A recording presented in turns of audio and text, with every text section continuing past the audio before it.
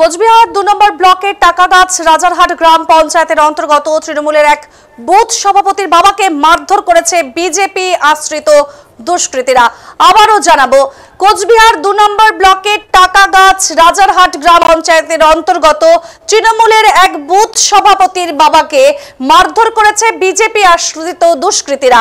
এই অভিযোগকে সামনে এনে এবং অবিলম্বে দোষীদের গ্রেপ্তার করে দৃষ্টান্তমূলক শাস্তির দাবিতে সোমবার স্থানীয় রাজারহাট চৌপথি এলাকায় পথ অবরোধে সামিল হলেন তৃণমূল নেতা কর্মী সমর্থকেরা। সেই ছবি তুলে ধরছে এই মুহূর্তে আপনাদের সামনে। স্থানীয় একটি লজে কাজ করেছেন তৃণমূল বুথ সভাপতির বাবা উত্তম ভৌমিক।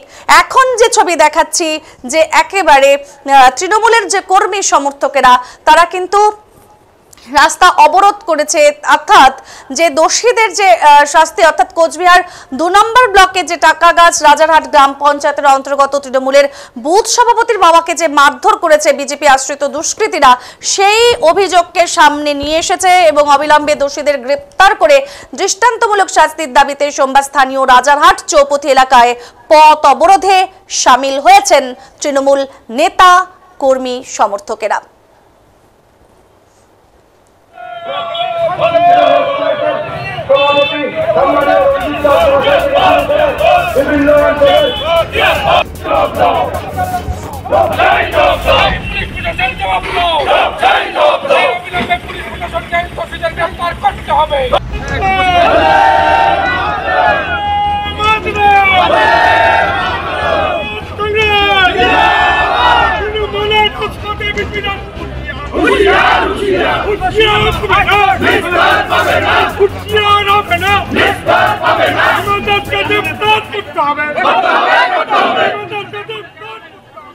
স্থানীয় একটি লজে কাজ করেন তৃণমূল বুথ সভাপতির বাবা উত্তম ভৌমিক। রবিবার রাতে কাজ সেরে বাড়িতে যাওয়ার পথে হঠাৎই তার উপর আক্রমণ চালান স্থানীয় বিজেপির পঞ্চায়েত সদস্যের স্বামী সহ বিজেপির একাধিক নেতাকর্মীরা।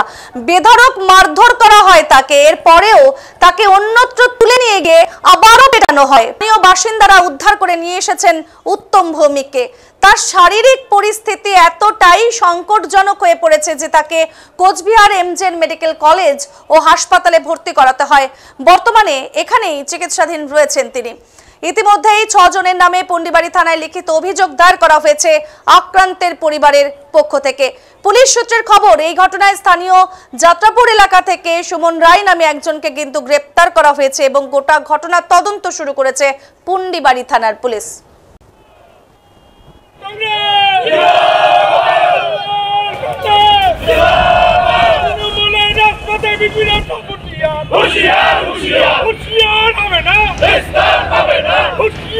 মানুষকে এলাকার শান্তি শৃঙ্খলা বজায় রাখবার জন্য এই আজকের প্রতিবাদ কর্মসূচিতে অংশগ্রহণ করবার জন্য বন্ধুগণ আপনারা জানেন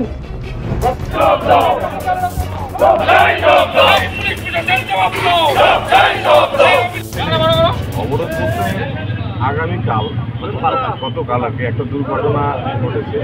উত্তম ভৌমিক নামে একজন আমাদের তৃণমূল কর্মী, তার পুত্র আমাদের বুথের সভাপতি, তিনি এখানে একটা লজে কাজ করেন, নাইট ডিউটি করেন।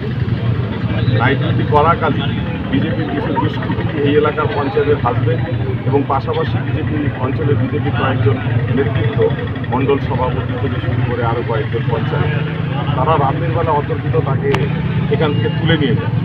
তুলে নিয়ে গিয়ে একটা জায়গায় নিয়ে গিয়ে তাকে প্রচণ্ডভাবে মারধর করে এবং সে প্রচণ্ড অসুস্থ হয়ে পড়ে।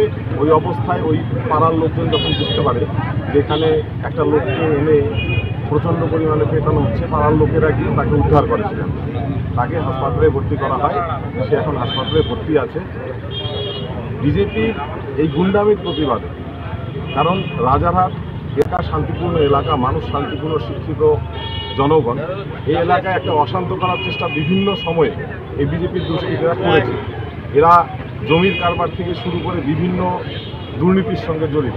এরা মাস্তানি করে নিজেদের পার্টি এবং সংসারকে পরিচালনা করে, যার বিরুদ্ধে সাধারণ মানুষ সহ তৃণমূল কংগ্রেস তাদেরকে প্রতিবাদে রাস্তায় নেমেছে।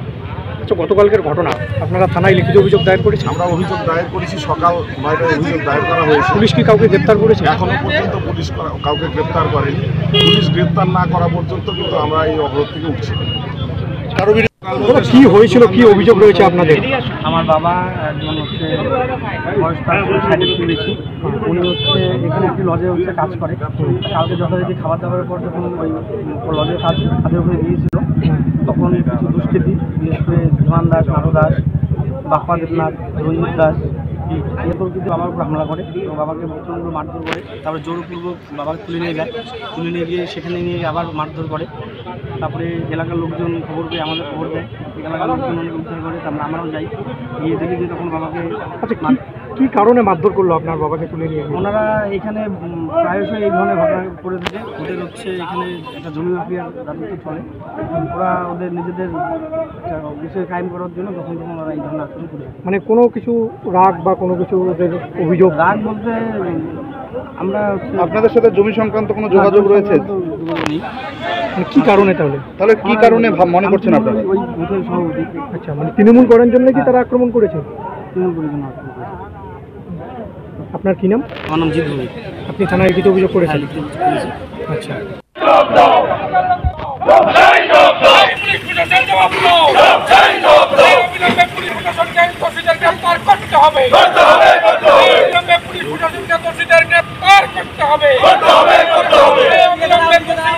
করতে হবে।